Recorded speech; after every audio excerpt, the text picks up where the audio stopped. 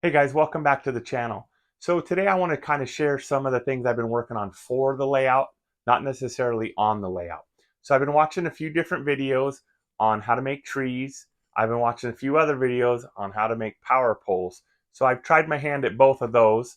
And then I did some upgrades to some of the rolling stock, the well cars that I bought a few weeks ago. I swapped out all the plastic wheels and horn hook couplers for metal wheels and KD couplers. The other thing I did is I purchased a 3D printer and I started printing some detail pieces that I can use on the layout. I'm going to share that with you coming up.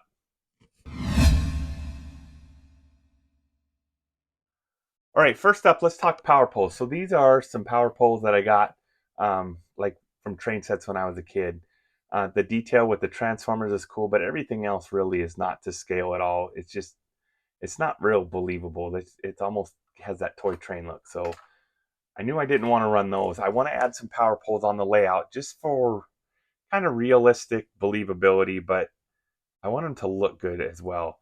So I started looking on YouTube and I looked at Boomer Diorama's channel. He's got 3 or 4 videos on making these things, and his power poles are super detailed. They look awesome, but I knew that that was a little beyond my skill level at this point. Luke Towan also has a couple of videos on making power poles, and between Boomer Diorama's channel and Luke's Towan's channel, I kind of took the things I knew that I could do and some ideas, and this is what I came up with the first try. This is the first one I did. It's too short, but everything's built out of styrene, and then I used glass beads here. These ones I actually made out of styrene, these insulators. The transformers are styrene, the posts are styrene, everything's styrene. I like this 5/32 styrene tube. So I'm going to use that moving forward. Let me spin over to my second try. There you go. So these ones, I used an 1/8 inch styrene rod. When I make my final ones, I'm gonna use the 5/32 tubing. This needs to just a little bit more kind of girth to it, but I like how everything came together up at the top. Boomer Diorama's videos talk about how to get this wood grain look into everything. That worked out awesome. So thanks to him for posting that. I did use glass beads with some, I believe it's 18 gauge florist wire to make my insulators. And then again, 5/32 styrene tubing with some 010 to cap both ends to make my transformers. These turned out pretty cool, and this is the look I was kind of going for.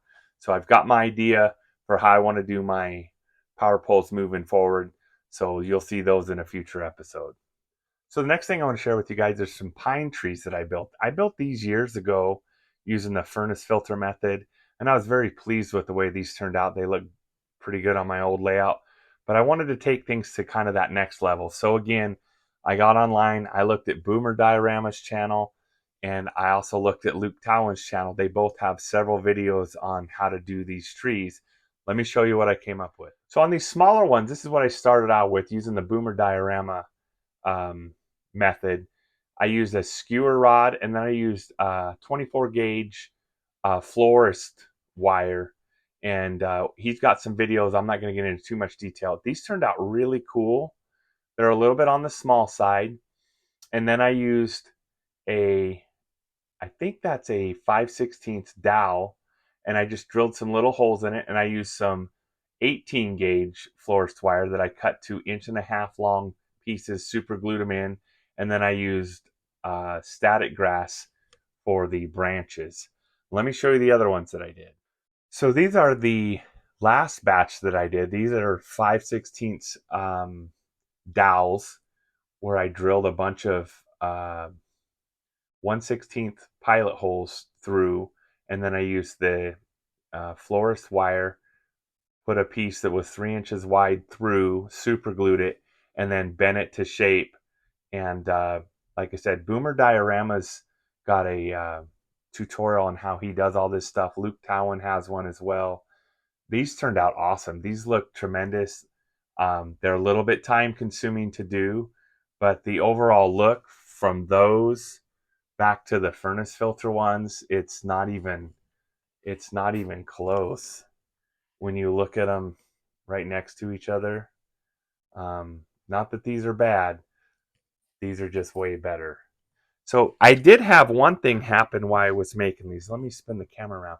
So this one, as I was doing the uh, wood grain on the trunk, actually split this dowel, and I was kind of mad. And I thought I'm going to leave it like that, so it got broke off in a windstorm or something. That's how I'll stage it on the layout.